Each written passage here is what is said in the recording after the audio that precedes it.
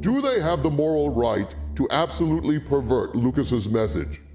Do they have the right to take myths that have been deeply woven into the fabric of our civilization only to callously pull the threads, warping and distorting that very fabric? Because this is what Star Wars is now, according to Disney. Star Wars is ultimately about the triumph of Sheev Palpatine because Palpatine survived. Star Wars is not about heroism, redemption, or the triumph of good because that's not the end of the story. Everything Luke did, everything Anakin went through was for nothing. Mere temporary setback. And that's what you have. That's what you have with this movie. Hello, hello, hello, everyone, and thank you for joining me on this nice, this excellent stream. Or at least hopefully it's going to be excellent. Hopefully we're going to have a lot of fun because I just saw the Rise of Skywalker, and this is going to be a little fun because now we get to bash the entire Star Wars trilogy, and the Star Wars trilogy of Disney from the Disney camp is now complete. And which means that there can be no more nonsense from the defenders saying that, oh, you just have to wait to the third film. You have to wait to the third film. That was a ridiculous, by the way, that was a ridiculous argument to begin with, because there is no way, there is no possible way in all the world, unless you had some sort of divine entity write things for you. A literal, I don't know, a literal muse from the Greek mythology come in to save your trilogy. There's no other way to save it on the third film, on third iteration, third installment. That's not how it works. Because that's not how it works. Not at all. Third installment is supposed to be the final test, the final conclusion of all the accumulated power and accumulated story that has taken so far. You don't get to cheat and just have something save your entire trilogy in the very last installment. It doesn't work that way. It does not work that way. Now, you can't have a mediocre or subpar first installment and then still have an overall good trilogy. You can do that. It's not ideal, but it is possible. But having a terrible first one, an awful crime against cinema for your second one, and then hoping that your third one will tie everything up and save it by the end is complete nonsense. It doesn't work that way. It just doesn't. Okay, it doesn't work that way. And these Disney defenders were foolish in hoping it would. Having said that, I saw Rise of Skywalker, and although it's not going to be, it's not praise at all, really. The Rise of Skywalker is better than The Last Jedi. I'll say that. It's better than Last Jedi, although everything is better than Last Jedi. Everything, any movie you ever see, no matter how terrible it is better than The Last Jedi. Because the Rise of Skywalker is more in terms of the room. It's still terrible. It's an awful movie.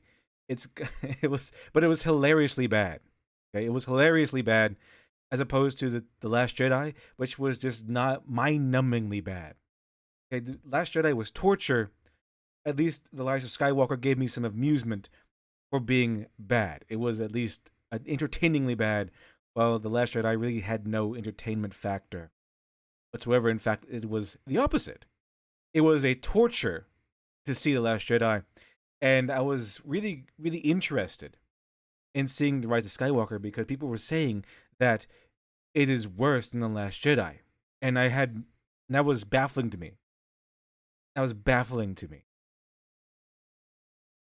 It was strange because I could not conceive or comprehend anything in this material plane that could be worse than The Last Jedi. So I was really interested to go see it. And it was not as bad as Last Jedi. I don't think so. I do not think so. And to those of you who are questioning, yes, I am still making videos. I actually left a post about this on my community tab. If you want to read through that, it's just that I've been going through Dr. Alpha and trying to finalize the script by the end of December, which is tomorrow, so that my artists can begin work on the art portion of it, because we're trying to fit in everybody who had bought a drawn-in tier, things like that. and trying to make sure everyone has a nice place to go, nice lot to be featured in, and make sure no one is left out. I've been trying to finalize all of that stuff and make sure it's good to go, doesn't seem awkward or anything like that. So we will commence the artwork for Dr. Alpha in January. And my New Year's resolution will be to try to pump out 2 videos per month instead of maybe 1 per month. So, that's where we're standing.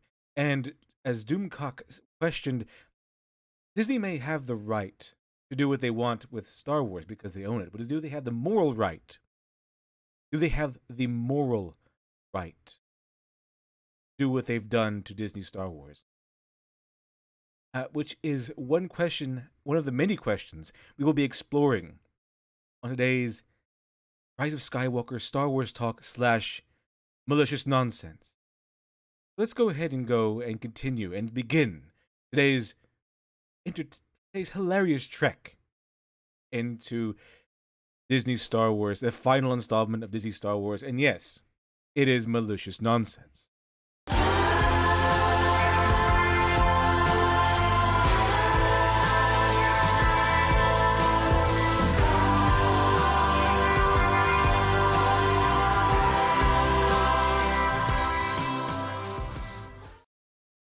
And we are back with Malicious Nonsense, talking about the strange and hilariously bad and sometimes horrifyingly bad Disney Star Wars trilogy. And let's see. Okay, Nathan T. Berry, thanks for the 5. I didn't hate The Rise of Skywalker, but it made Jenny Nicholson sad, and now I can never forgive Disney. At least we still have The Mandalorian. Yes, The Mandalorian is, I'd say it's pretty good. I mean, I'm not going to, it's not great yet. It's really entertaining though, and it's worked very well. I have seen no elements of wokeness yet, which is a very good standard because there's so much media out there. So much media. We are being constantly buried under one tidal wave after another of brand new media at every turn. YouTube, Netflix, Disney Plus, you name it. There's all sorts of media out there. And that's just new media. There's still tons and tons and tons of old media to run back to. So I don't have to settle for woke media. My personal rule is if it has anything above 1% woke, I'm not consuming it, okay? It's just not going to happen. You even look at becoming woke. You even think about it becoming woke, and I will quit your show incredibly fast, almost immediately, in fact. Okay? You don't have a relationship, you will be dumped immediately. 0 to 1% woke. 1% woke is maybe as most as I'll go. Maybe 2% if it's a really good show. But the moment you show more than 2% woke, we're done. I don't have to watch you anymore. And Mandalorian seems to have no wokeness in there. Not that I've seen. Some people might have complained about, what's her name? The bounty, she was a jump trooper or something. No, I don't think she's a woke character. She still follows the Mandalorian when he comes to ask her for help. She doesn't take command. She does not outshine him, which is good because it's called the Mandalorian and not what's her name. So as long as he does not get outshined by her, and she doesn't get set in command, then it's fine. And he didn't. And upon their first meeting, they got into a fight, and he didn't beat her, but they did end up in a draw, a standoff, which is good. I mean, it shows that it's called the Worf technique. You get someone tough, and you introduce your new character by fighting it, so that we can immediately see that this new character is tough. Keep in mind that Mando, the Mandalorian that we follow, is actually a greenhorn. He's not Boba Fett or anything like that. He is very skilled to us. He's really skilled to us, but to other Mandalorians, he's just a newbie, pretty much. New kid on the block. But Rey is still a Mary Sue. In fact, Rey has been legitimized as a Mary Sue in Rise of Skywalker, and it was fantastic because one of the main arguments, because there's no real argument to defend Rey other than one, bashing Luke Skywalker, and two, just saying that now that Rise of Skywalker has cleansed her of this title. It hasn't. It made it worse. And from at least one virtue being that there used to be fanzines. If you've seen Why Are So Many SJW Characters, Mary Sue's, I mentioned this. And the original Mary Sue story was actually published in a fanzine, I believe, in Menagerie. But the thing is, Star Trek used to accept a lot of fan fiction, and they used to publish them from fans. But they came out with some rules, okay? And one of the rules was that you could not create a character that was some mysterious long lost sibling of a main character, because that was a breeding ground for Mary Sue. Don't do that. That's something you should do, and that was a rule. And guess what they did in Star Wars? Rey is now the granddaughter of Palpatine. Who thought this was a good idea? It's just, and here's the difference. Okay, here is the difference. Darth Vader, the introduction of Anakin Skywalker being Luke Skywalker's father, introduced the idea that Luke Skywalker has the potential to use the Force, maybe a greater potential for anyone else to use the Force. He still needed training, still needed guidance. He wasn't just an ultra god to begin with. In fact, I don't think he ever reached that status, ever. Rey, however, in the instance of Rey, even if they were planning to have Palpatine be the mastermind behind all this, which is obviously wasn't their plan to begin with.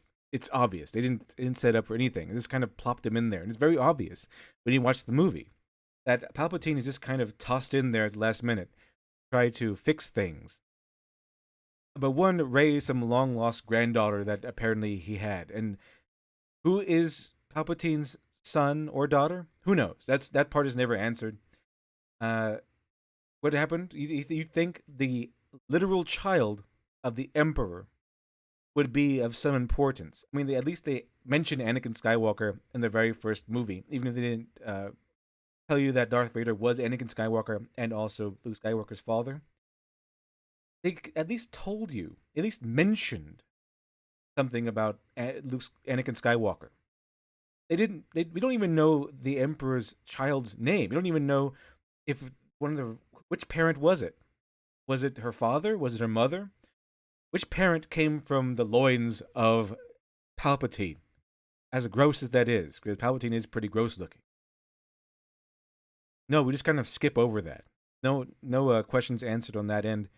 He's just Rey is just existing. She just exists, and apparently she was conceived by two people, one of which was the Emperor's which is the Emperor's offspring. Which one? I don't know. Never answered. Apparently, the son of one of the most iconic Star Wars characters in the entire franchise. No one cares about. That's not really anything we should. But that's not even it. That's not even all.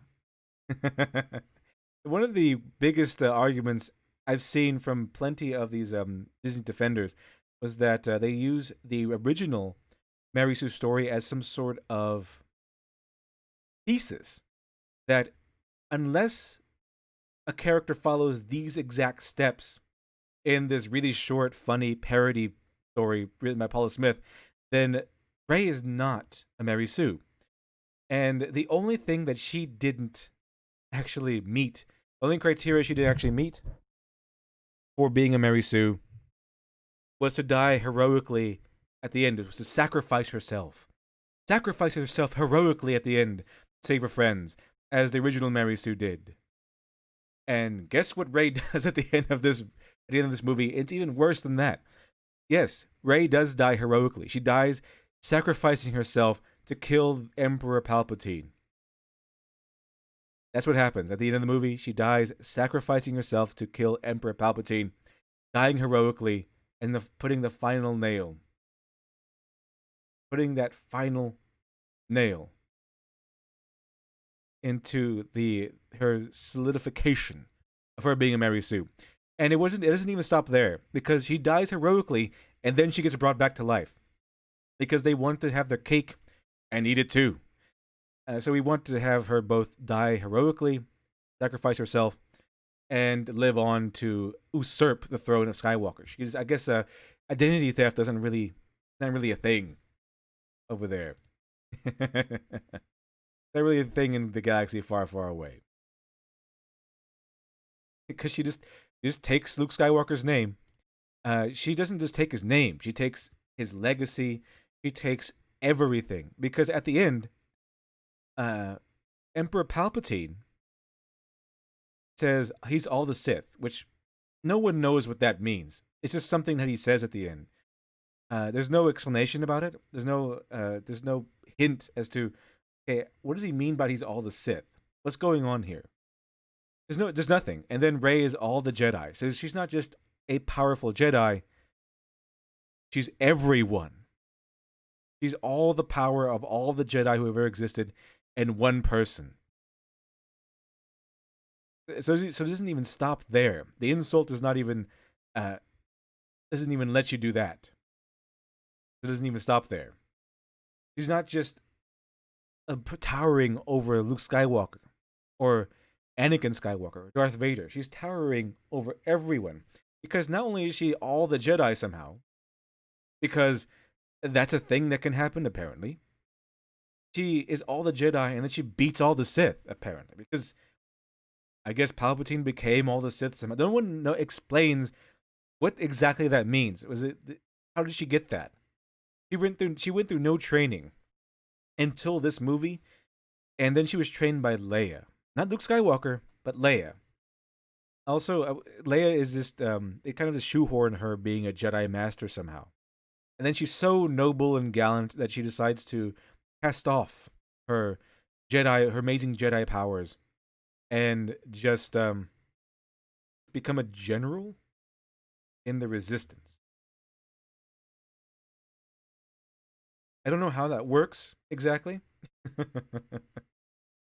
But she just beats up Luke because everyone's beating up Luke. I mean, there's no J.J. Abrams did not pull the reins on the destruction of Luke Skywalker.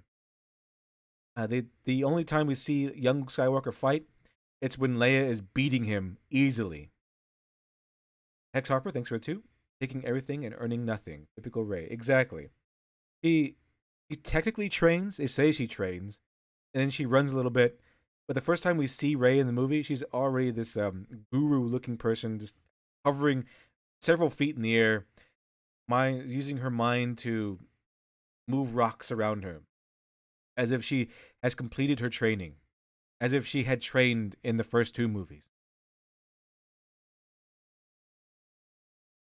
And then now, it doesn't even stop there. But the main thing about this movie is that it seems to have lost a lot of the arrogance that existed in the first two movies. Rey is the poster child for Mary Sue still. I mean, there's no getting around that. They try to fix her, they make her worse.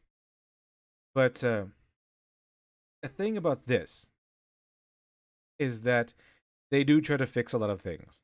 They do try to fix a lot of things that were in the first two movies, and you get to see that because the arrogance that clearly existed in the first two movies is not really here anymore.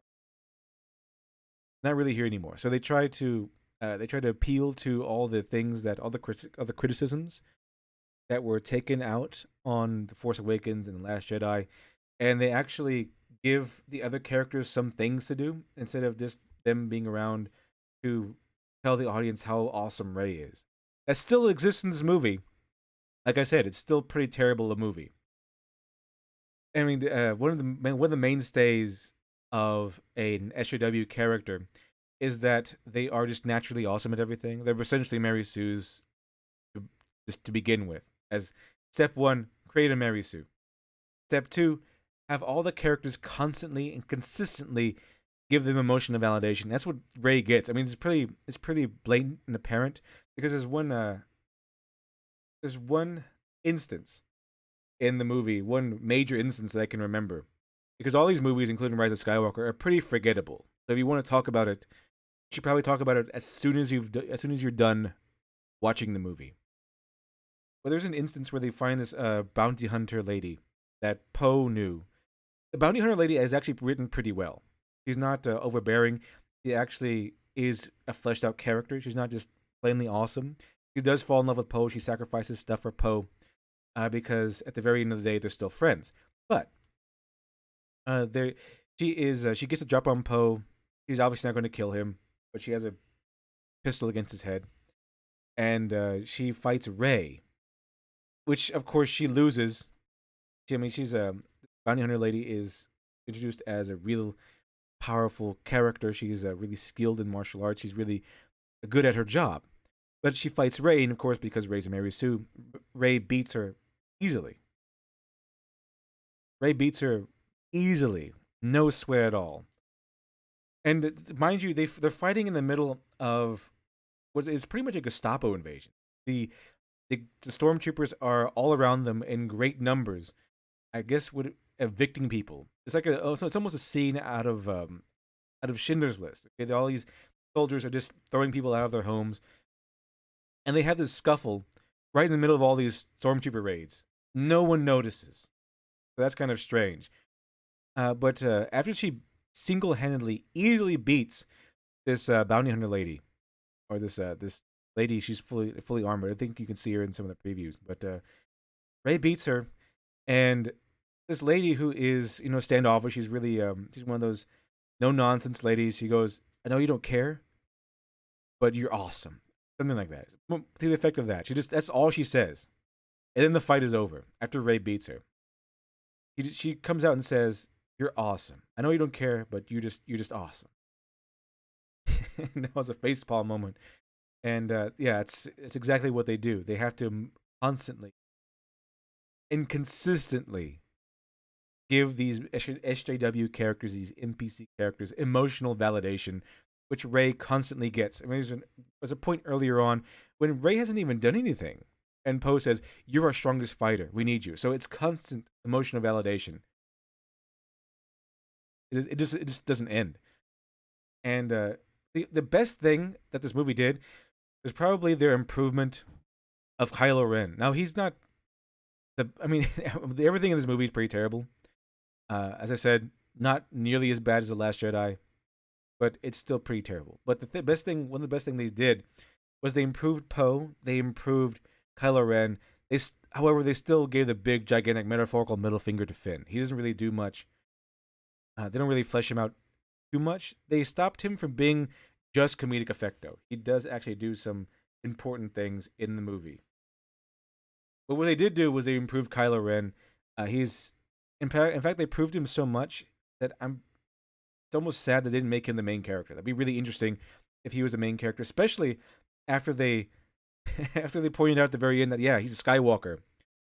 So they focus on Rey in a movie called Rise of Skywalker, but they didn't really focus too much on Kylo Ren. He was not the main character. He should have been the main character. Kylo Ren should have been the main character. They actually made him pretty awesome in this movie. Relatively speaking, awesome. He's not. I mean, to use the other Disney Star Wars movies as a measure of criteria, Kylo Ren is relatively awesome. Okay, if you take him outside the bubble, he still falls apart.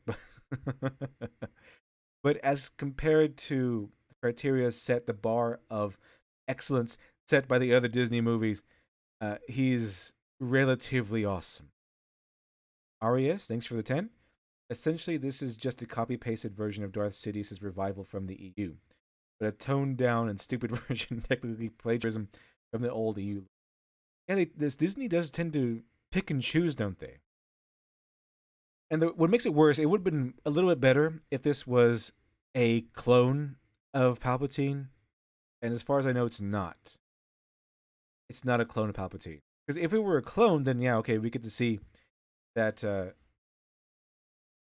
Luke Skywalker's journey and Anakin Skywalker's journey actually meant something. Because this movie does invalidate everything for the sake of Rey. The first 6 movies, episode 1 through 6, completely and totally invalidated. And Rey has to come in and say everything, because she can succeed where the stupid boys cannot.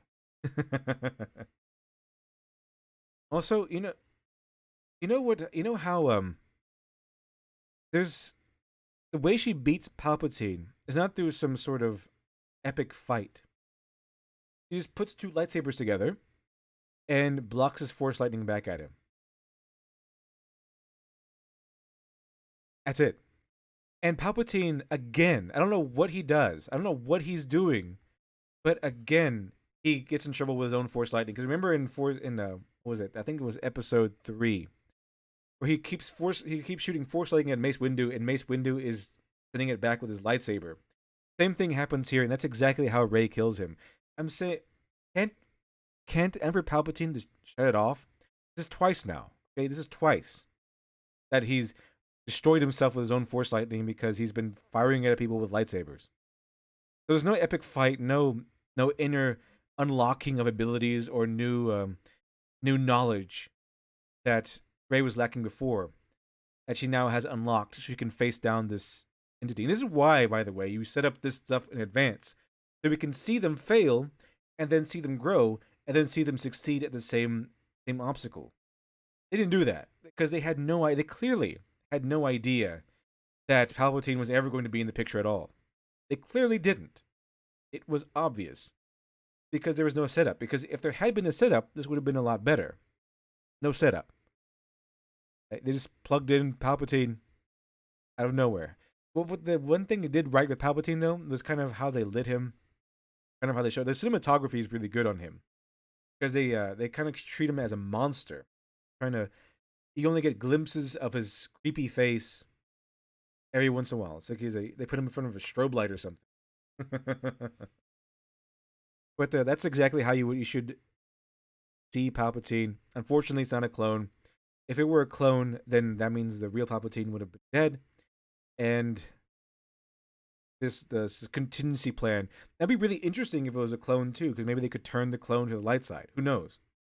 The clone would have led us down a road of exploring the character of Palpatine. They didn't do any of that, though. They didn't do any of that.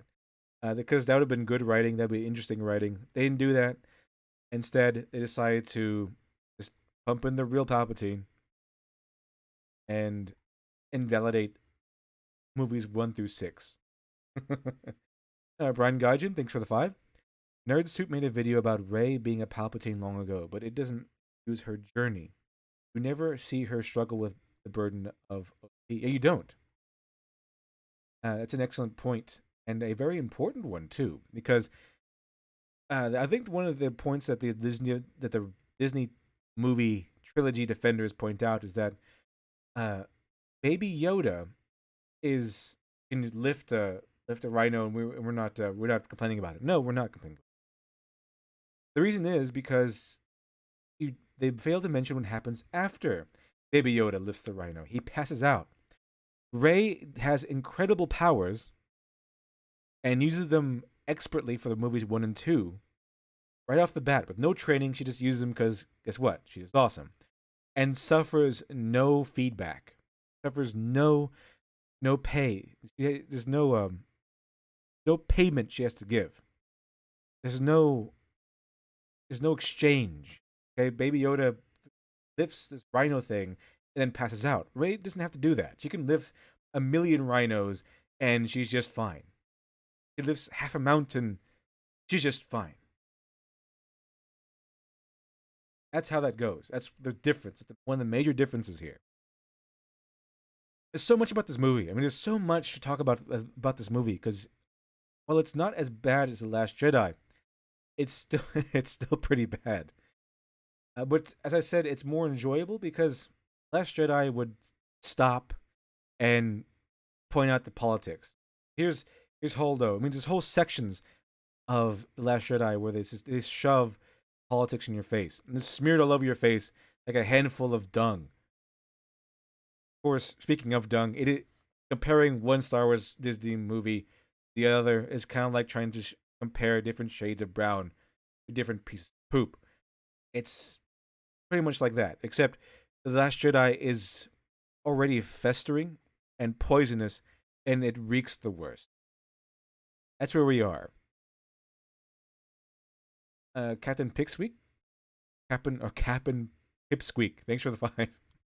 People say Anakin is a Sue, but his power led to hubris. Thus, his downfall. Rey has never suffered any negative consequences for being powerful ever. Exactly. Now, Anakin Skywalker might be Mary Sue in the first movie, but then it kind of balanced out by the third. But his power kind of did lead him towards a path of darkness.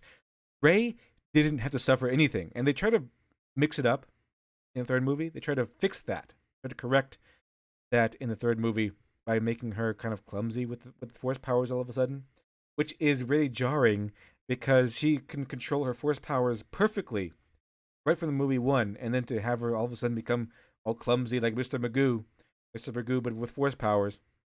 And the third one, a little strange.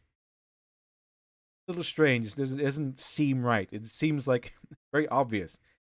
Kind of like trying to piece something back together with duct tape.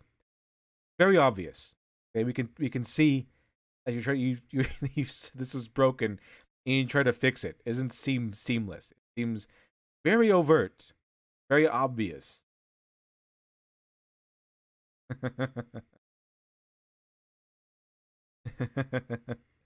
But Palpatine he's every time he's on screen, I have to admit it's really entertaining. He was the best part of the prequels. He's just an entertaining character.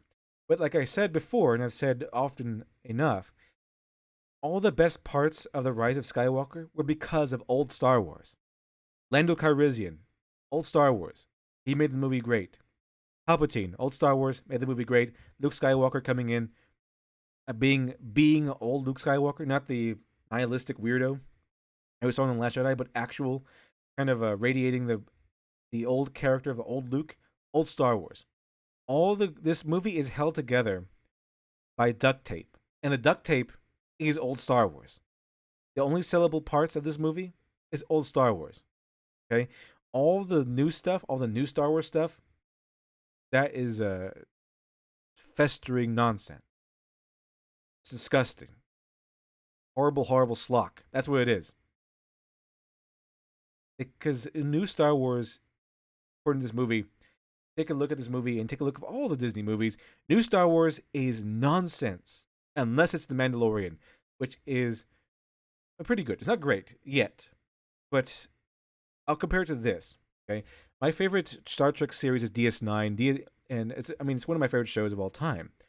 But DS9 even had a wobbly, all right first season, and then it became great later on. So the first season of a show can give a little slack to. So Mandalorian was good, which is promising. Promising. Okay, so it's not great yet. Because if you say it's great now, it's then you're kind of setting your expectations too high, or you're you're being a little too lenient. It's not great yet. Okay, yet it has a potential to become great because it's already good. Mandalorian is probably the best thing or only thing to come out of Disney Star Wars. It has at the very least, been acceptable, if not better than that. Fantastic stuff. I really like The Mandalorian, especially Baby Yoda. Baby Yoda is really, really, really cute. Hey, like he's fantastically cute. I don't know what they did. I don't usually fall for cute things, but Baby Yoda is really cute, and I really like Baby Yoda. The Mandalorian is really cool, especially because he's played by Pedro Pascal, which is one of my favorite actors, and he's the guy who played the Viper in Game of Thrones. He's Agent Pena from Narcos. He is Agent Whiskey from the Golden Kingsman, the Golden Circle. Awesome guy. Of course, he's now in. I think he's in one of these new woke. I think maybe it's I forgot which one it was. I think it's actually no, I don't think it's woke. Maybe it is. I'm not really sure. Is Wonder Woman 1984, is that a woke movie? Because I think he's the bad guy in that one. Pretty sure he's the bad guy in that one. But back to the Rise of Skywalker. I can't. One thing I could not believe was in the movie. Okay, there's one thing I could not believe that was in the movie was Palpatine actually going using Force lightning to zap all the rebel ships in space. I had read that and I heard that. Someone even told me who's seen the movie that it was true. I still could not believe it. I'm sitting there in the movie theater saying, "Oh, okay, it's not true. There's no way. This is no way they're going to put that in the movie. Maybe I don't know. Maybe it's a mistake or something. Maybe they just took it out or something." No, Palpatine does he does do that because Palpatine is decrepit. He's like he's falling apart. He's dying. He's being held together on life support, and that's basically it. That's basically it.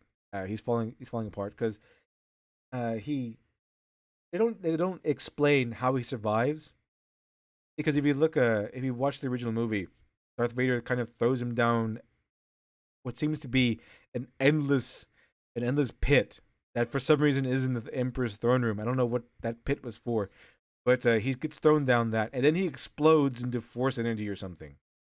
He explodes, and that's the end of Palpatine in the original trilogy. So how he survives all that would be pretty interesting to learn.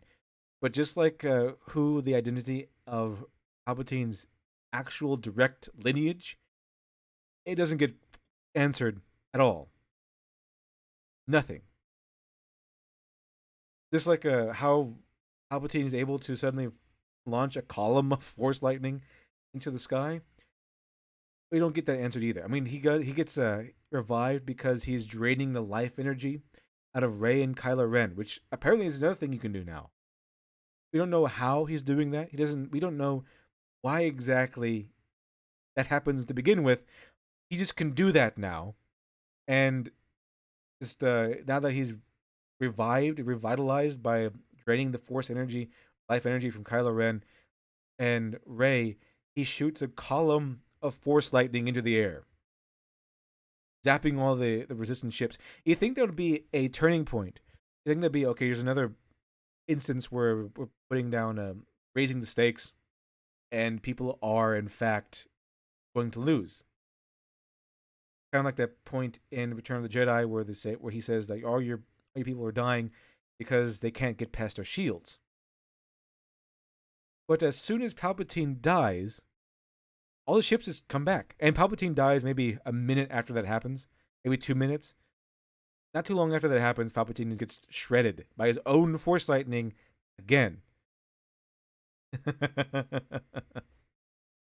And then you would think the Force lightning that zapped all the ships would have blown out the circuits or something, and they would be completely and permanently immovable.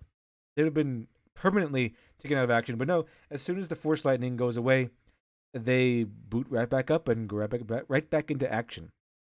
And then they win, which is another ridiculous thing. Because Palpatine apparently spent the last 30-something years behind the scenes gathering a gigantic cult, building what seems to be a fleet of infinite ships right underneath the rebels' noses. We don't ever see the end to the ship. The end of the ships. Like every time we see a camera shot of all the ships that they made, we don't really see an end to it. So I can only guess that Palpatine literally made infinite ships. I have no idea how the Resistance ended up winning against infinite ships, but they did. And not even with starships, because they're still trying to keep true to the anyone can be a hero thing. They didn't have a rebel fleet. They made it a point to say that this is not a navy; these are just people. What they did in the end was they gathered a bunch of random ships from across the galaxy to come in and battle the Palpatine's fleet of infinite ships. And these are all Star Destroyers. Not only just Star Destroyers, these are all Star Destroyers with cannons that can destroy planets, which is mind-boggling. How are they these people who are just who are defeated no longer have the resources of an empire. Just in the backwaters and backwater worlds and backwoods and hiding in the shadows, have the technology and research capability of not only creating infinite ships and manning infinite ships, but applying and attaching to each of these ships a world planet killing cannon. Why did they even need such a huge Death Star in the first place if you can just mass produce planet destroyers? Andrew Clark, thanks for the five. Um, the Rise of Skywalker is a truncated mess. Plot threads that make no sense or go nowhere.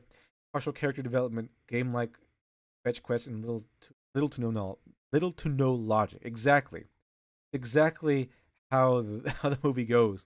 It is a video game plot, and I think it's because I've heard that they did a modular sort of construction of the movie where they did test screenings and then they just kind of sewed the movie together by what scenes kind of tested highest.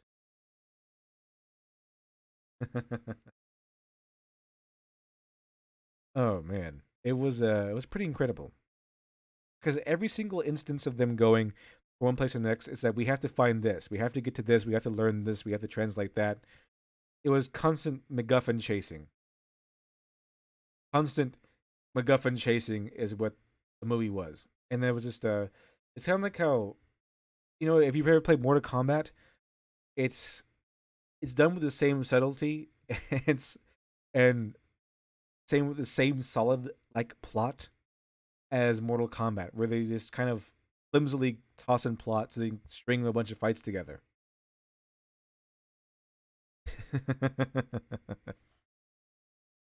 It was ridiculous, and then they have so much to talk about this movie.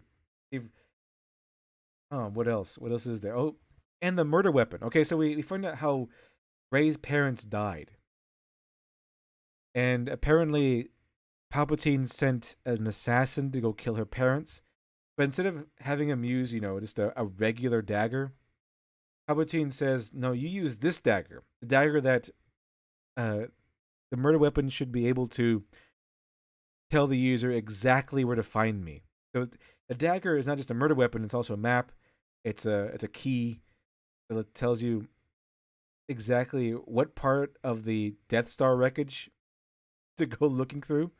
Because there's a little thing that comes out of the Sith dagger, and if you look through it, and you can match the Death Star wreckage to this little pull-out thing, and it's like a protractor looking thing. So I guess someone forged the dagger with the exact shape of this Death Star wreckage in mind to one day lead someone to that location, which was interesting. Why? Why would you do that? So the assassin would say, "No, I'm going to use my regular knife," and Palpatine says, "No, use this knife because one day this knife will be used as plot enhancement for a movie." That's it. That's the only thing that dagger was a big Deus Ex Machina. They would not be able to do too much without that dagger having writing all over it.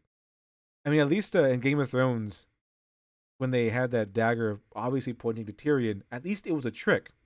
This isn't. This is played straightforward. The assassin just used a dagger to murder Rey's parents, and he was after Rey. He was trying to kill Rey or something, but she wasn't there. They had sent her away, left her behind, and then Palpatine's son and or daughter just dies unceremoniously, almost off screen. And it's not even pointed to. Like the fact that the one of those people was either Palpatine's son or Palpatine's daughter is never really focused on or mentioned. It's just implied because those are Rey's parents. Rey is the granddaughter of Palpatine. So presumably one of those is Palpatine's offspring, but we don't really explore that at all. Let's see here. I don't know why Satson's sick. That's his name. Scotty 100. That's his name. Ochi. Yeah, his name is Ochi. The assassin guy's name is Ochi. and I'm hoping.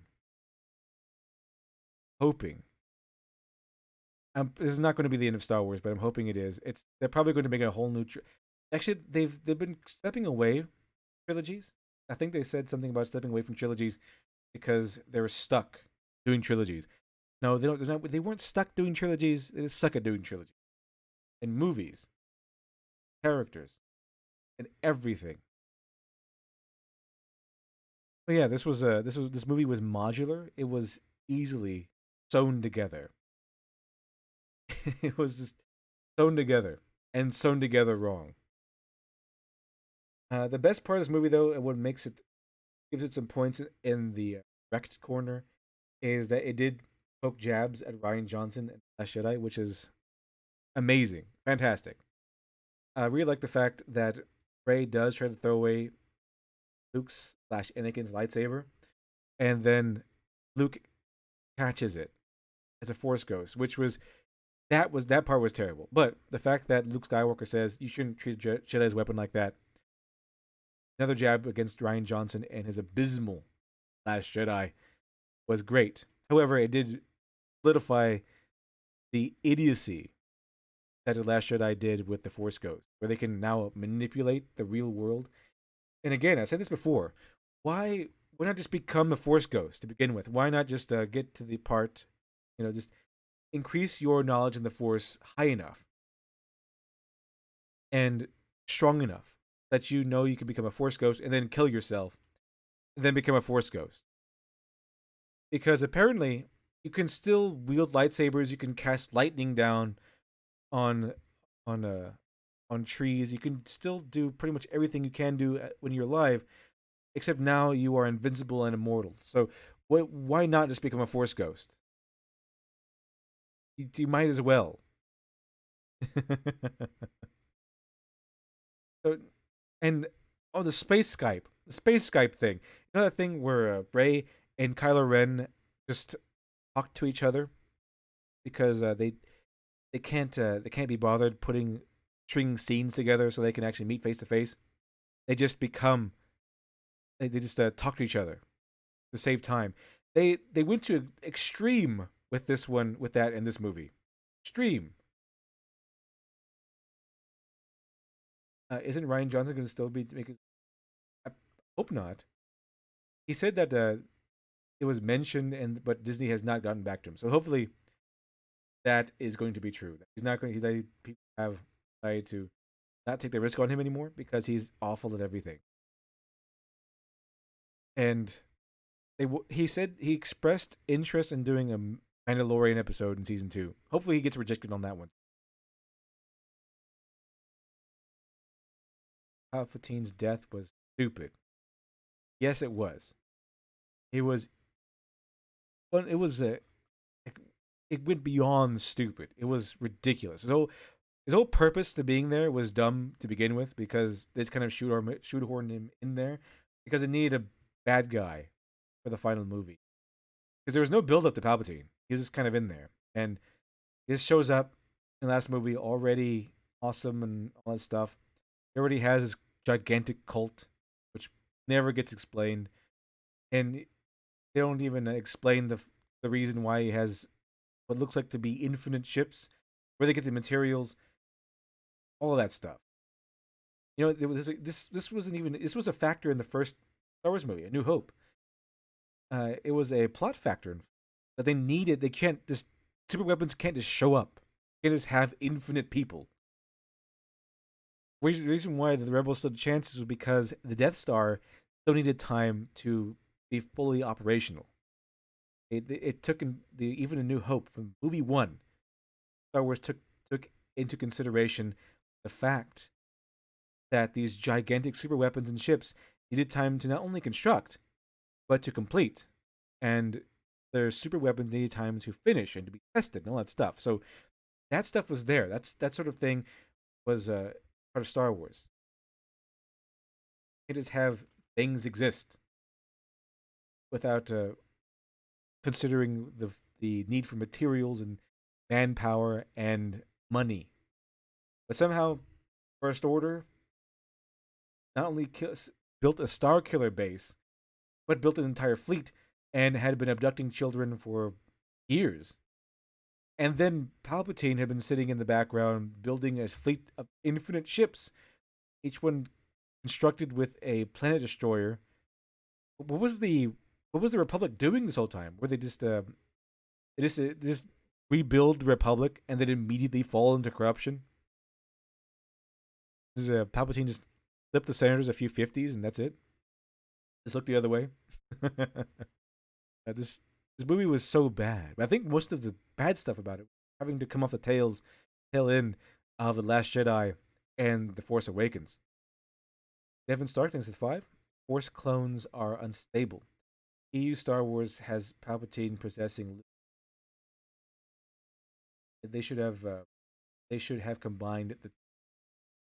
They almost did. That was in fact that was kind of Palpatine's plan. Palpatine's plan was to have Rey kill him, and then his spirit would pass into Rey somehow. That was not really explained too much at all either. But Palpatine's whole plan was to have Rey come down and kill him, and then his spirit would pass into her. Don't really know how that works, but his whole plan was to have Rey and Kylo Ren kind of both sit on the throne of the Empire. Says, "Here's your throne, my queen." So even Palpatine is kneeling to Rey and going against his very nature as a character to have Rey sit on the throne. What part of Palpatine would ever make you think that he would make any moves that would put anyone else in power? Why would he work to put someone else in power? Palpatine's whole character is gaining more and more power. Whether it be politically or through the Force. The board enthusiast, it's not that the movie was bad. It was a bombshell that tried to patch stupidity with more stupidity. Exactly. And that's what most of this movie seemed to be doing as it went along, was that the Rise of Skywalker seemed to be playing this repairman, trying to clean up the mess left over by the first two movies, especially The Last Jedi. It was just most of it was just trying to repair everything that had gone wrong, trying to clean up all the messes that had gone wrong. Let's see here. Trey Davis. Well, the Jedi can give their powers to Jedi. They should do that with Luke. Jedi, they should have did that to Luke. Ben. You'd think they would. I mean, they keep passing over Luke Skywalker, showing the importance of the man. So, by all means, lightsaber should be calling out to someone else of the Skywalker family, Force Awakens, and by all means, all the Jedi, all of the Jedi could come together and just, I guess, inject their power into a single Jedi, you'd think it would be Luke Skywalker. I mean, he's earned it. Rey just kind of showed up. They made in order to help excuse why Rey is so powerful, they made up something completely new called a dyad in the Force. And this is something new. This is another product of them elevating the Force to a godlike entity, instead of just a force. Okay, the seas and the oceans don't have master plans. They just exist, and you can manipulate you can manipulate the seas. Weather can manipulate the seas. Okay, there's no smart brain at the middle of the sea. So there's no smart brain in the middle of the Force. But the dyad is, there's going to be a force. The Force is going to just produce things with the dyad. They can excuse why Rey is so powerful, because someone's apparently said, J.J. Abrams, Mr. Abrams, just because she's a granddaughter of Palpatine does not mean she can be godlike from movie one. And then J.J. Abrams probably said something along the lines of, "Oh, oops. We need to fix that. I don't know. She and Kylo Ren are a dyad in the Force, because Luke Skywalker was the son of Darth Vader. Still needed training. Anakin Skywalker was the son of Shmi and the literal Force. still needed training. So there's no reason why Rey could just step out, learn what the Force is, and become a godlike entity from movie one, able to dominate minds on a whim from movie one. So J.J. Abrams apparently said, "Oh, well, that's a mistake. Okay, she's Palpatine's granddaughter, and she's part of a dyad in the Force, which is not explained either.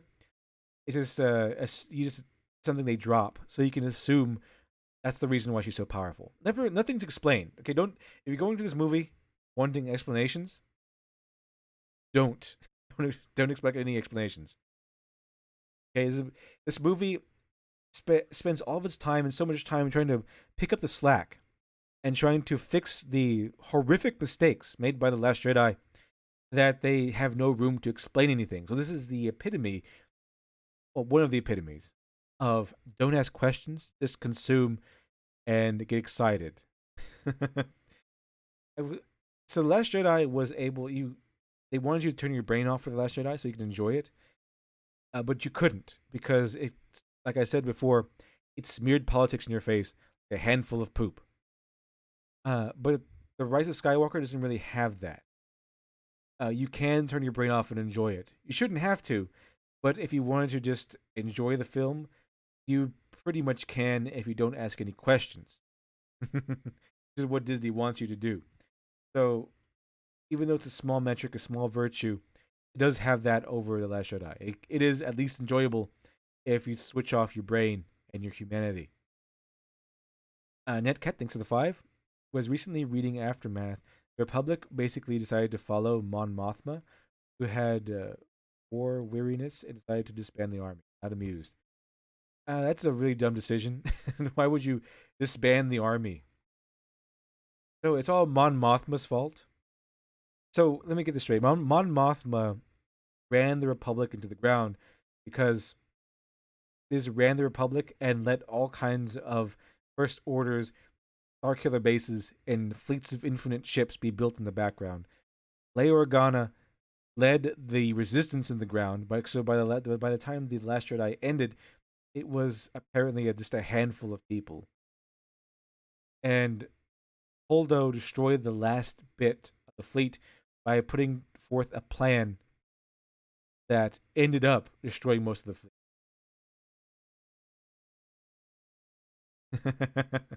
If they wanted the Force to be female, maybe they should have all the leaders, the female leaders they put in charge of the Republic and the Resistance, actually be competent in some way. Because every time you see anyone do anything in leadership, it's always because they're incompetent. It's always an example of extreme incompetence.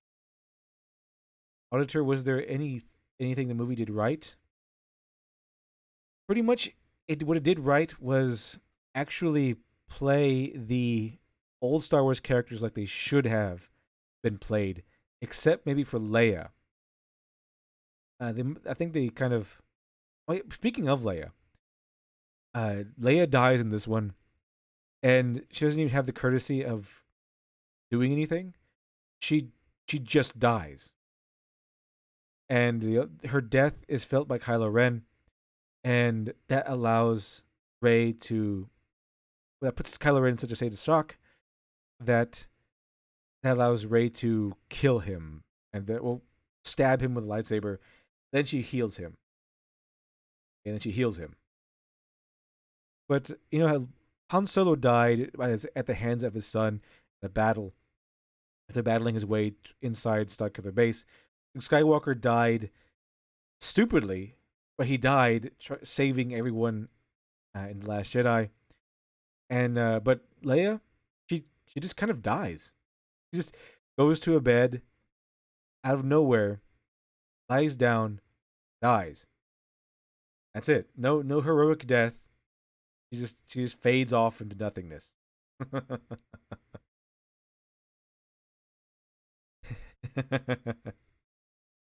This movie's really terrible. It's not good. Not as terrible as Last Jedi.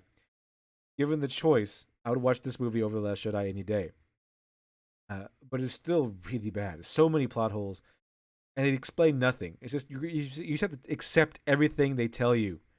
Just close your eyes and eat it. Don't ask any questions, and it almost works sometimes.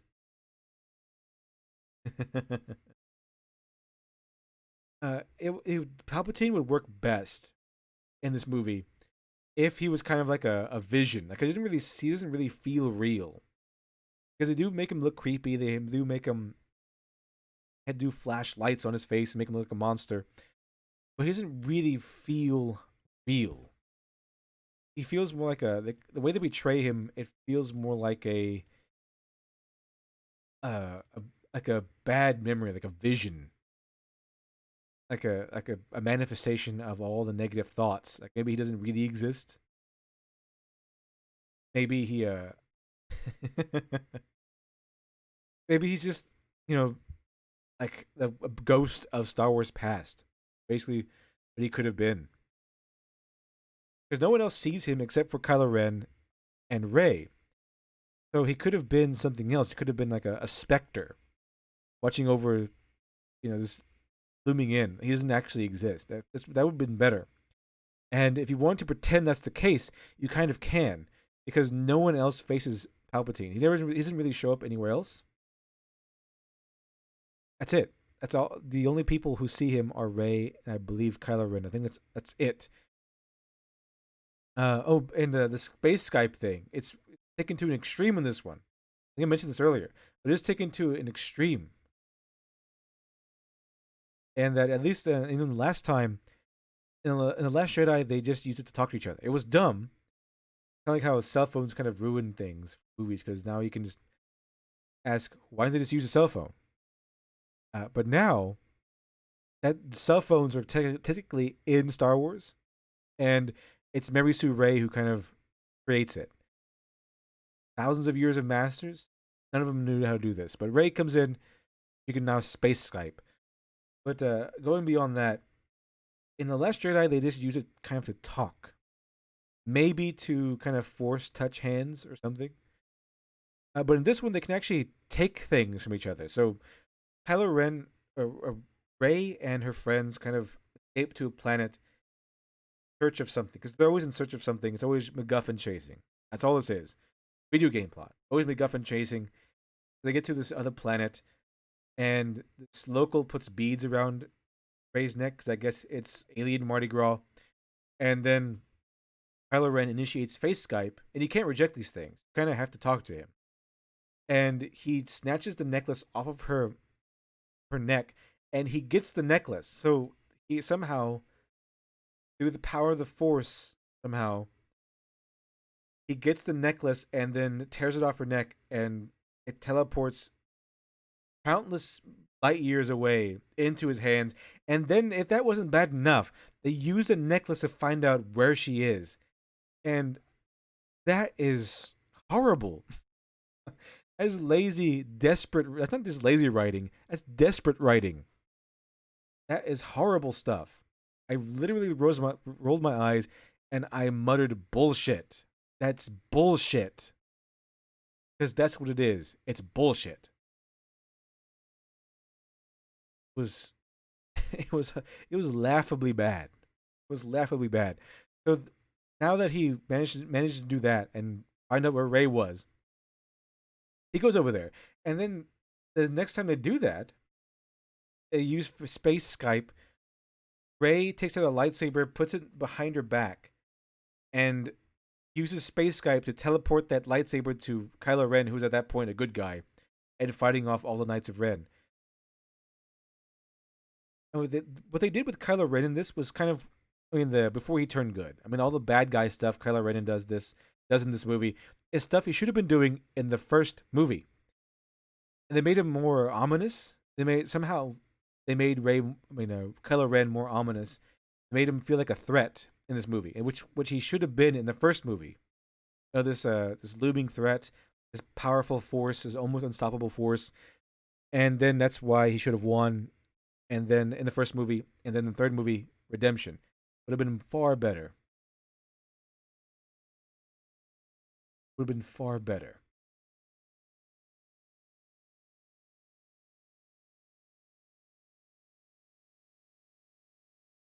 Um,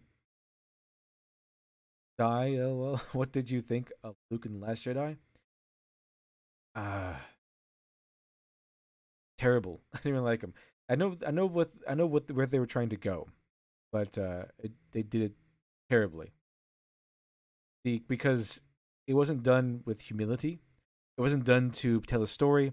It was mainly done out of arrogance. Someone, Ryan Johnson, being trying to be too clever for his own good. Ian Barrier, thanks for the 5. Happy New Year, Little. You saw that fucking abortion of a film. We didn't have to. Oh, no problem at all. No problem at all. I will suffer for the rest of you, so you do not have to. And by the way, speaking on that, I went on a Saturday night to watch a Star Wars movie. The theater was practically empty. It was practically empty. There was only a few seats taken. It was at least 75, I would say 75% empty on a Saturday night. Not looking good, Disney. You have lost the faith of the consumer. Let's see here.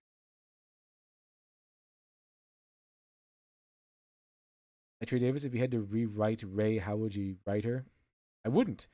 I would take her out. But if I had to rewrite her specifically, uh, she was, I would write her more like she was portrayed in The Rise of Skywalker. She was way better here because she made some mistakes and she actually kind of paid for some of her powers a little bit, although she didn't pay fully because one of the big mistakes she makes is trying to use her force powers to bring back a transport ship. And the transport ship has Chewbacca on it, presumably. And Kylo Ren interferes, and then she shoots force lightning out of her hands and blows up the ship. At that point, we think Chewbacca is dead. And then about 5 minutes later, we learn that he's not dead. But he should have been killed. Should have died, thanks at Rey's hands, even though that would have been a huge insult. But story-wise and plot-wise, that would have been better because now we see that Rey is actually paying a price for all these amazing powers. It still wouldn't have been, it still wouldn't have made up for everything, but it would have been something. It would have been at least something. But Chewbacca doesn't end up dead. He actually lives through the entire movie. See the board enthusiast? Felt weird hearing you curse. Yeah, I don't do it often, but this movie deserved it. I couldn't help it because it was terrible. What did they do? This is desperate, lazy, desperate writing. And I actually would suggest if you want to have some interesting fun, see this movie somehow. It's interesting in how bad it is. Unlike the Last Jedi, it's not it's less of an offensive reek and more of a park like an interesting, entertaining train wreck. Really, really bad. It's really, really insulting. Oh, I mean, it's not as insulting as the Last Jedi. In fact, it's not really all that insulting at all. Only on some parts it is. Last Jedi was just almost 100%, 110% insult and middle fingers towards fan base. The Rise of Skywalker tries to repair all that, tries to deliver some mea culpas to the fan base. Still did a terrible job. Still did a terrible, terrible job. But I could see that the effort was made, that they're trying. And like I said before, the arrogance has deflated from these movies, and J.J. Abrams is obviously trying to fix a lot of things. Because they gave a lot more screen time, a lot more important roles towards the side characters. Like Poe and Finn had more time, they had more development. Lando Calrissian had more time and more development. He had a little bit of time, but he was played with such effectiveness, and the stuff he did was done so effectively that I think he was treated better than Han Solo was because he actually remained in character as Han Solo became more of like a Marvel goofball, Marvel-esque goofball.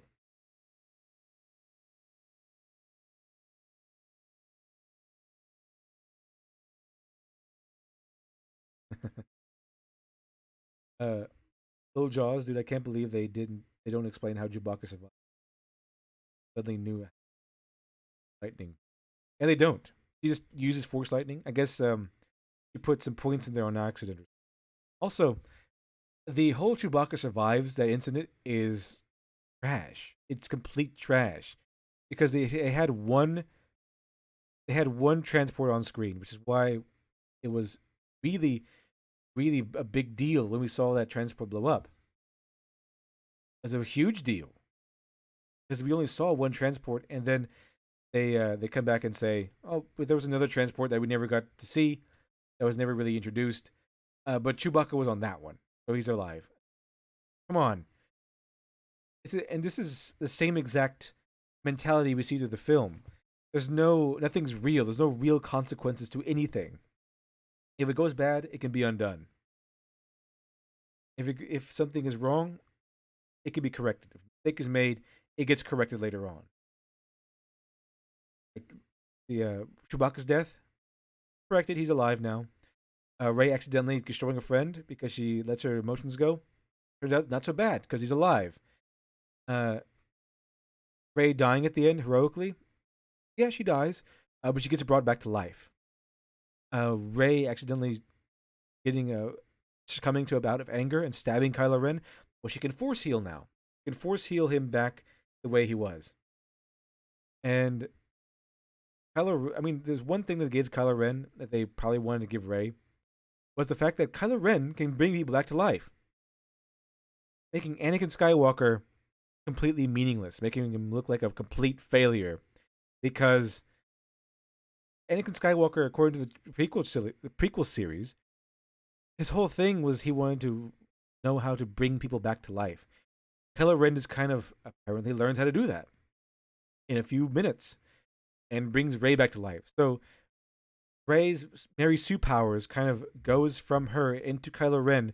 They can perform a miracle that Darth Vader sacrificed his entire future for and still never learned.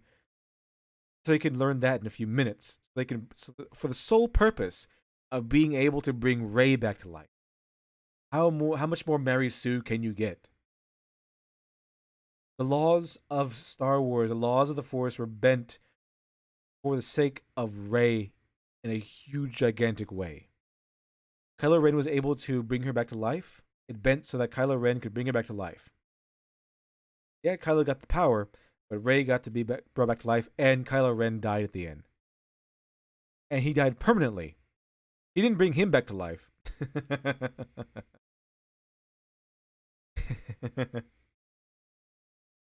Oh, and then General Hux is also the spy that helps them. We learn that at the end, and he gets shot, which is good because they ruined General Hux, and they kind of replaced him with a guy who's actually more menacing, or not more menacing, but actually menacing, because they made General Hux a joke throughout the entire first two movies. They didn't give him menace. They didn't give him any sort of respect or deference. You know what would happen if Darth Vader became a joke? They kept putting jokes on him. He constantly gets angry and mad, throws tantrums and all that stuff. You couldn't take him seriously. That's what they did to Hux, especially in The Last Jedi, because that's what it was, full of politics, and they want all the bad guys to be angry little man babies. They can poke fun at you. They can poke fun of, I don't know, Donald Trump and all that stuff. They wanted all the bad guys to be whiny little man babies, and to have a middle finger pointed at all the whiny little man babies that they call all the people they call whiny little man babies. But the consequence of that is that they made one of the central bad guys, one of the central featured characters of the First Order, whiny little man baby, and you can't respect those people. You can't respect whiny little man babies, can you? So they kind of replaced him in the Rise of Skywalker with someone more menacing and someone a true threat who actually kills Hux. And so that was another positive. They got rid of General Hux and replaced him with someone who's actually villainous and menacing and seems serious, kind of like the father in the room, kind of like seeing General Hux and he being the greenhorn, and then this new character they introduce in the Rise of Skywalker, he takes the place of Hux, and it's kind of like when Jaime Lannister is replaced by Tywin Lannister, kind of like that feel, like the bad guy we've been with is suddenly overstepped by the true bad guy, master bad guy. That's kind of like what happened in the Rise of Skywalker. Pretty interesting. So that's one of the things they actually did right was to actually replace, just dump all the some of the crap that we got from the Last Jedi and replace it with something actually that actually works. Like this, I don't even know the guy's name. I forgot. He's not very good with memorable names, but he was he had the charisma, he had he radiated villainy. So he was a good replacement for General Hux. As of Canado, body's natural healing abilities, seeing Disney unknowingly due to not paying the EU any mind, had Ray use a dark side healing power. If they wanted Ray to go to the dark side, that would have been a weak writing just to have her go to the dark side. And they had her face that dark side version of Ray with that little flippy lightsaber, that weird lightsaber, the two-head one that unfolds. He fights that version of herself for a few minutes, not even a few minutes, maybe a few seconds. Now it's supposed to be like an echo of Luke going to the swamp, facing Darth Vader, and finding out Darth Vader actually has his face under. Uh, very very poor imitation, a very pale imitation, very very pale.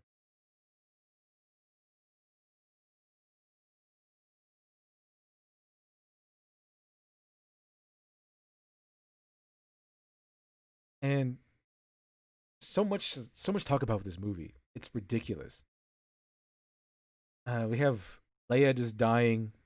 Then we see Leia and Luke. Somehow Leia can come back as a Force ghost. She had barely any training. You got to see her train for a little bit. You don't know how long she trained.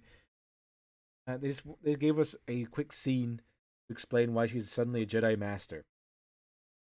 But suddenly, I guess everyone can do a Force ghost ability. I guess that's just something you dabble in the Force a little bit. A Force ghost. Let's see. More awesome metal. Thanks for the 15. Do you think they'll make the mistake of using theories such as the Mandalorian justify all the plot holes and instead of letting them and got? They might.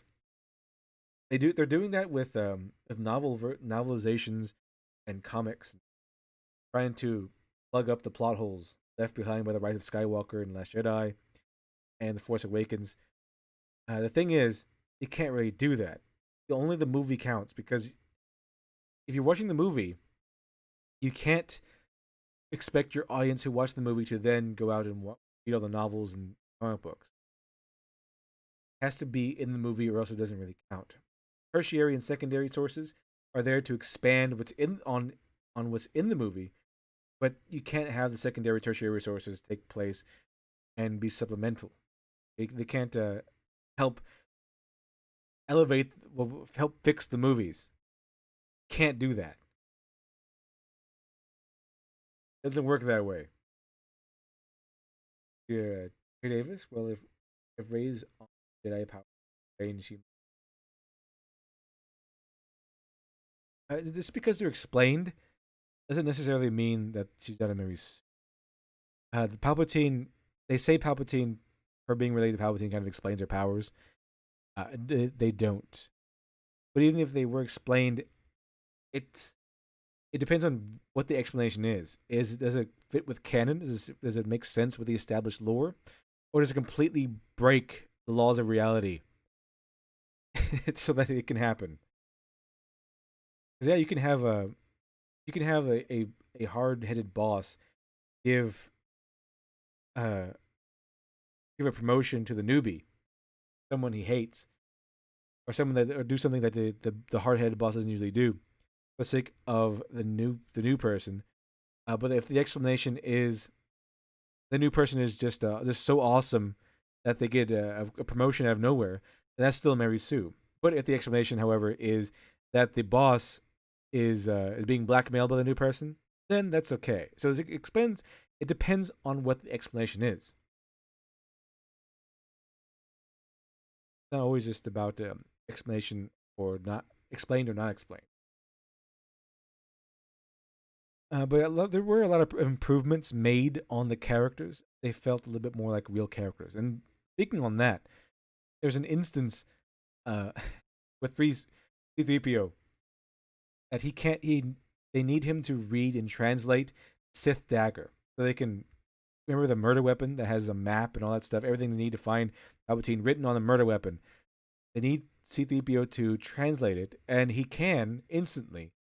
But something in his programming forbids him from actually telling him what it is. So they have to do a memory wipe. And don't believe what you saw in the trailer. It's not a matter of seriousness. Okay, it's not a matter of concern. It's barely a matter of concern, in fact. They say so. He says that maybe I have to do a fundamental memory wipe in order to access this, so they can wipe out that hold, that command that's hardwired in him. And instead of saying, them deliberating on it and saying, "Oh, there must be a different way to do this. There must be a way around this, so that you don't have to wipe our friend C3PO." Instead, they say, "Yeah, let's do it right now." And the point of that might be an event of deference for C3PO is that one moment where he's saying, "I'm taking a last look at my friends." Other than that, it's kind of played as a joke. Every time, so they play as a joke as when he gets his memory fried. His memories just get zapped by Babu Frick, and it's played in a comedic, humorous way. And then they always make fun of the fact that he can't remember now, and that his memory has been reset. Like, who are you? I'm 3CPO, not C3PO, not stuff. And then they use one of those Star Destroyer planet destroying cannons to destroy the planet that they're on, only after they escape. And I'm saying, well, at least Babu Frick is dead. Babu Frick is not dead. He actually survived somehow because he's one of the new toys. They want Babu Frick to be their Baby Yoda. They want Babu Frick to be better than Baby Yoda, to be loved more than Baby Yoda. He's not. He's a ugly little weird thing. Baby Yoda's Baby Yoda. So Baby Yoda still beats out Babu Frick by a long shot.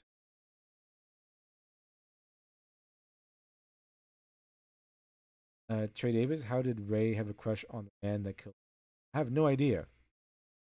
I mean, she only spent a couple of minutes or maybe a couple of hours with Han Solo, and everyone kind of forgot about Han Solo. Han Solo does make a comeback in the Rise of Skywalker. He's still dead, but he comes back as sort of a memory ghost, not a Force ghost, but a memory ghost in the vision of Ben Solo. So Ben is kind of, I don't know, having a moral struggle with himself, and Han Solo steps in as a memory ghost, and kind of talks him out of it. Kind of like that scene in Man of Steel when Clark Kent's dad steps in as a ghost and talks him out of whatever he's.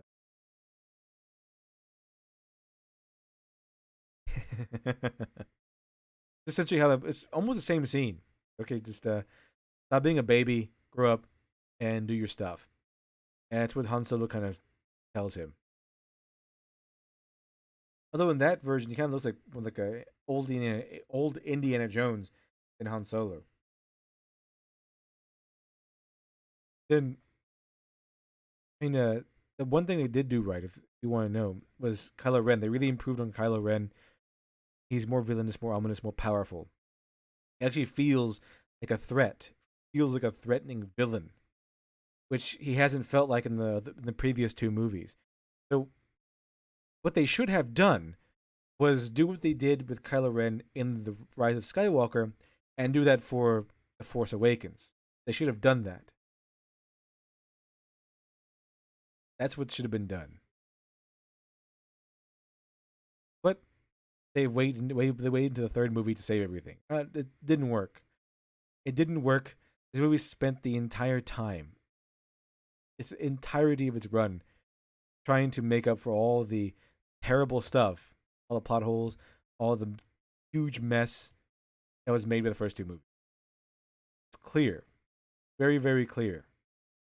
That's what happened.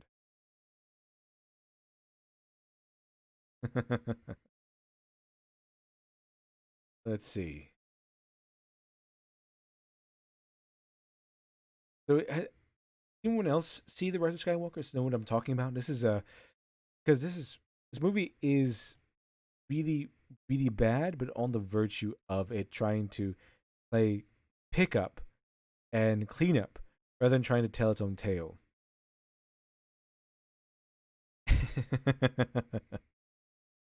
Let's see. Let's. Brown Gaijin, thanks for the two. Want a tragic memory wipe? Tales of Zelia's Teep. I never heard of that. That's interesting. Is it like a movie or Tales of? Oh, I've never heard of that. But memory wipes are usually pretty tragic. I mean, it happens all the time in. Happened quite often during the Matt Smith run of Doctor Who. And memory wipes are pretty tragic, and they could have and should have, and we're so close to playing it as really, really tragic with C3PO. They didn't, though. They played it mostly for laughs. I don't know what to tell you. It was mind-boggling to me how they treated C3PO. They treated him badly. Because they made you think that's going to be some sort of touching scene. It's not. They don't deliberate on it. They don't cry over it. They don't do anything. It's like, okay, C3PO, we need you to get. Well, to begin with, C3PO kind of suggests it. Like, okay, you can get out of my head.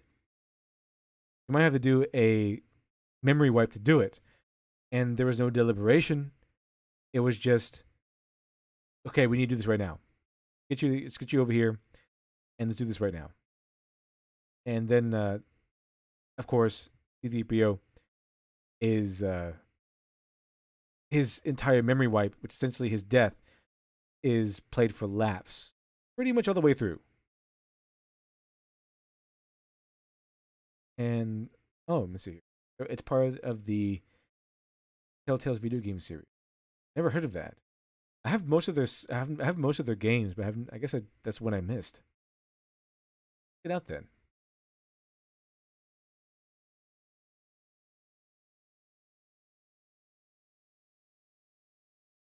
Let's see. So, yeah, this is for the Rise of Skywalker, as well as the other Disney Star Wars movies, are all forgettable.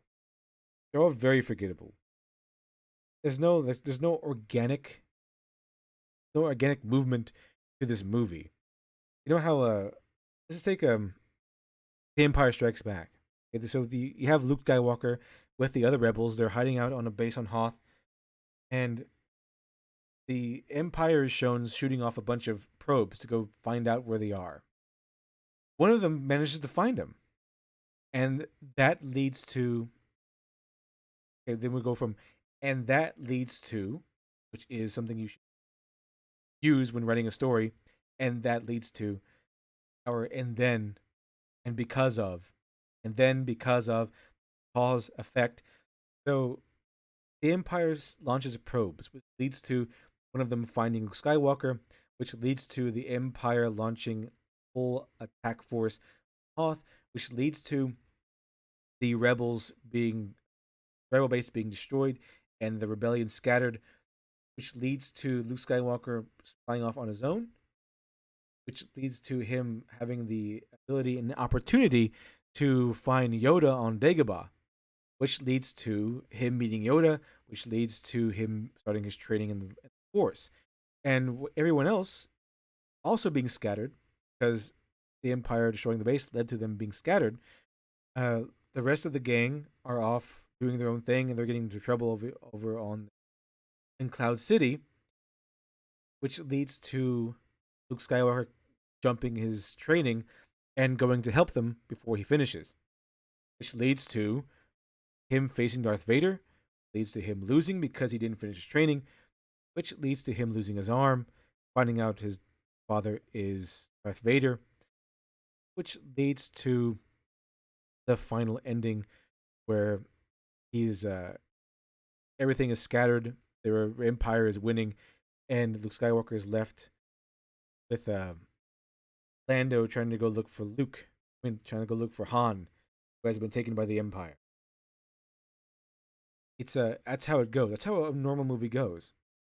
This leads to this, leads to this, leads to this, and that leads. And that's how it's supposed to go.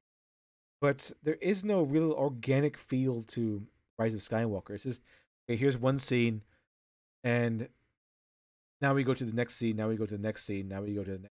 Like a bunch of scenes they wanted to string together. They do so in the flimsiest of pretenses, where they needed a video game plot. One thing they did do right though was instead of having Rey being strung along so they can pump up her victim narrative, they actually have Rey do things. He actually takes initiative and does things. So instead of the first two movies, she just kind of goes along with the flow, or gets strung along, or gets dragged along. The Rise of Skywalker actually has Rey take initiative and do things. It was pretty refreshing, but again, too late. And it doesn't save the doesn't save the trilogy by a long shot. Still pretty bad. Still pretty bad. Let's see here. What is your favorite Star Wars movie ranked from worst to best? Probably. I have to consider all of them. A New Hope being probably the A New Hope by itself is really actually pretty good because it's a whole story in and of itself. Because they didn't know they were going to have another one. That one is actually probably one of the best structurally, and The Empire Strikes Back, second best, and then The Return of the Jedi, third best. Mainly, yeah, those are the only Star Wars movies I know about. Those are the only Star Wars movies in existence, or the original trilogy. If I have to introduce the prequels though, Phantom Menace is pretty bad. Attack of the Clones a little bit better. The Revenge of the Sith, actually, all right. Actually, all right for the most part. So, Rise of Skywalker is, I would say, tolerable or very close to being tolerable. There are a lot of eye rolling moments, like can they fly now? They fly now. They fly now. That moment was pretty. That moment was pretty cringy, especially with those vehicles that can just launch your passenger. And they cut down on the quirky Marvel-esque humor, but it's still in there and still very annoying. Still very, very annoying. Also, for some reason, they made some stormtroopers women out of nowhere because they shoot some of the stormtroopers and it's women screaming. Stormtroopers have always been men, and then they had women take the officer. And then they added new characters, which is a big no-no. You don't add in new mainstay characters. Very end. Although it's almost very close to being forgivable, because the new characters they introduce are more stormtroopers that had abandoned their job. So they're more stormtroopers like Finn, which then makes Finn less special. That's essentially what happens. They make Finn less special in the long run. Fantastic. And they don't really even give him that much stuff. He's a little more intimidating. He's a little more of a solid character, but he's still essentially the comedic relief. He's a. I don't think the writers don't like him very much. Essentially, how that goes. Essentially, how it goes. Unfortunately, that's where it's heading towards with Finn. Not the most likable of characters in the eyes of the writers, apparently. Let's see. With the Mandalorian is still the the go-to if you want something good from Disney Star Wars. If you want to. But these movies, they're terrible. They're they are garbage. The first two were made with extreme arrogance. They were made in arrogance. People who, directors and creators and writers who thought they were better than everyone else. But it's clear that the Rise of Skywalker, they've been humbled a little bit over the years of harsh and well-deserved criticism. They have been humbled, and it's very clear that they have been humbled by the Rise of Skywalker. So, if you're part of the fandom menace, you're winning. Keep going. The fandom menace is winning, and the Mary Sues and the feminists and all the SJWs and the soy boys are all mad about it. They're all really, really bitter about it. So they're trying to slam the Rise of Skywalker because it panders to fans. That's literally what they say. That's literally what they say. No, I have not bought Disney Plus. I do know people who have, so I use theirs. And I also didn't pay for the ticket of Rise of Skywalker. I had someone else pay for the ticket, and I just paid for my refreshment, which was obviously some place with alcohol. I wasn't going to watch this movie sober. Didn't. So if you're drinking and or turn your brain off, it's a little bit better. Trey Davis, why didn't BB-8 back up C-3PO's memories? The thing is, R2-D2 did, and C-3PO actually does get his memories back at the end, but he doesn't remember anything that takes place in the Rise of Skywalker. So C-3PO's memories go up to when he goes off with Rey on, but he kind of just comes back. He doesn't permanently die. Again, no permanent death, no permanent consequences. The consequences aren't a thing in this movie, really. The only people that do permanently die are nobodies, just to raise the stakes. The other fighters, things like that, those people actually die. But as far as the permanent important characters, nobody really does. Not even Babu Frick. They should have just killed Babu Frick. He's really annoying. But that Poe's friend, the lady who with the blaster and the armor, she was actually pretty likable, surprisingly enough. I thought she was going to be another I don't need no man sort of character, silly boys sort of character. She's not. She's actually competently written. And she's clearly in love with Poe, and it clearly shows. And they actually have some chemistry, which is quite the opposite of Rey and Ben Solo. There's no chemistry between them. They just there's kind of being pushed together. But you could actually feel some chemistry between Poe and that one lady. I don't know what her name. I forgot what his name was. But it feels genuine. At least at the very least, if their friendship feels genuine. It feels like people. It feels like human. It feels like humans wrote their relationship instead of being robotic scenes made by robotic people. So that part I like. I like the part where they fleshed out Poe because they really made his backstory interesting, more or less, and they gave him some interesting friend.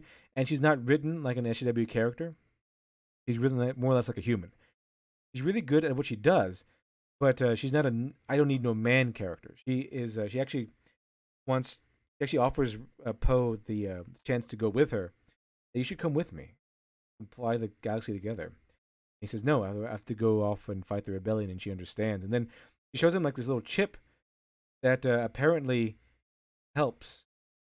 Apparently can get the ship through anywhere through the First Order. So you can land on a First Order ship without any questions. That's how good this chip is. Yes, it's the MacGuffin, but the essence around, the principle behind it, the writing behind it, a little bit better. But she ends up giving Poe this chip with no strings attached as a sign of friendship, and that was pretty good. That was pretty good. So there are some things that are actually pretty good about this movie, as opposed to Last Jedi, which does everything wrong. I did hate Social Devil. I just wanted to ask if you could send you stories. You didn't give us feedback. I'm on a story and friends say it's good and I need it. Well, you can. Some people have done that. Unfortunately, still pretty busy with Dr. Alpha. If you don't mind waiting a little bit, you can send it to me. Try to get to it as soon. But yeah, you can go ahead and send it. But I still think Ben Solo should have been more of a main character. He was way more of a main character than Ray was. And one of the best things this movie did was kill off Ben Solo, though, because that ends any hope of Raylo, which was fantastic. So Raylo gets destroyed and obliterated in this movie. The big positive for this movie. Oh yeah, the Armageddon. Why didn't they answer what Finn wanted to tell Ray? I guess it's kind of like one of those things. What was in the suitcase in Pulp Fiction? He wanted to tell her something. You can only get. It's up to us what he wanted to say. I guess it was kind of dumb. Oh man, this is quite the movie. Don't go into this expecting anything good or any explanations or anything like that. Just go in there for the explosions. Don't even go in there for good lightsaber combat. It's still the same combat from the Last Jedi. Very clunky. Very there was waving swords around. That's it. And then of course the infamous last scene. Rey ends up on Luke Skywalker's farm. They start off and takes his name. So she takes everything from Luke Skywalker. She takes his powers. She takes his legacy. She takes his X-wing, his helmet, his family farm, his lightsaber, everything. She even takes his sister's lightsaber. Apparently, Leia had a lightsaber of her own. She never used. But Rey even got that. And there's no more Skywalkers, as far as I know. Ben was the last of the Skywalkers, and he's dead. So that's it. That's it.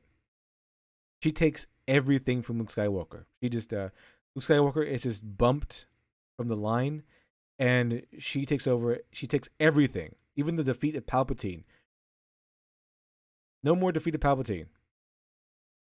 Is Luke Skywalker was not responsible for the death of Palpatine or death of the Empire.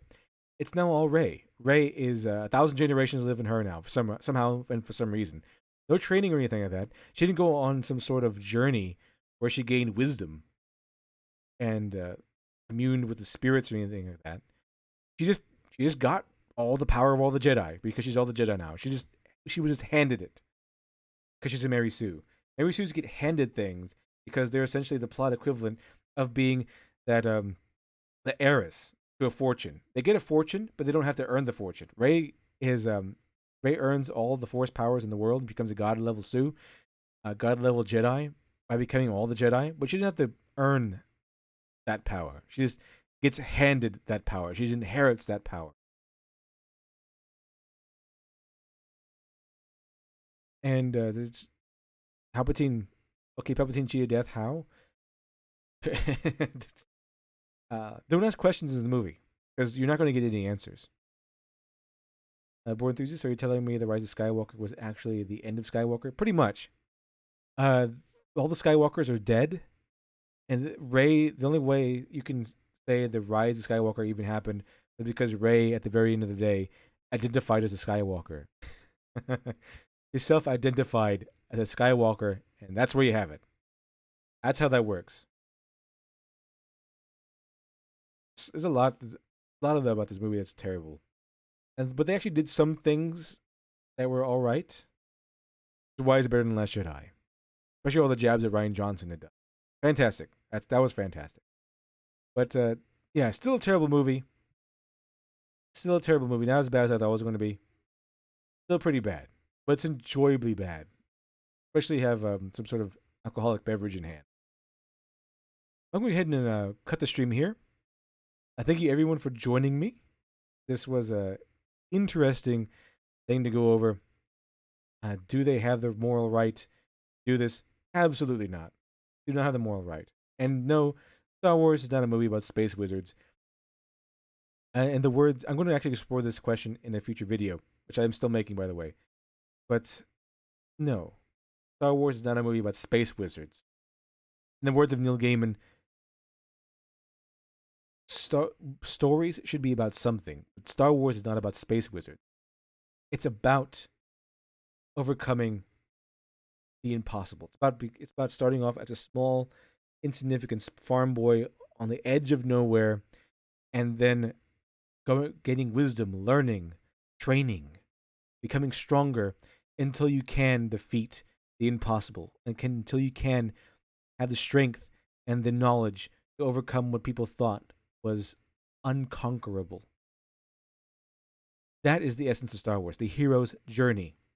That is the story of Star Wars. Yeah, it doesn't have space wizards. It has Jedi. It has Jedi in it. It has Jedi in it, but it's not about space wizards. It's not about Jedi. It's about the hero's journey. That's the essence of Star Wars. That I'm going to go ahead and end the stream. Thank you again for joining me, and I will see you all next time.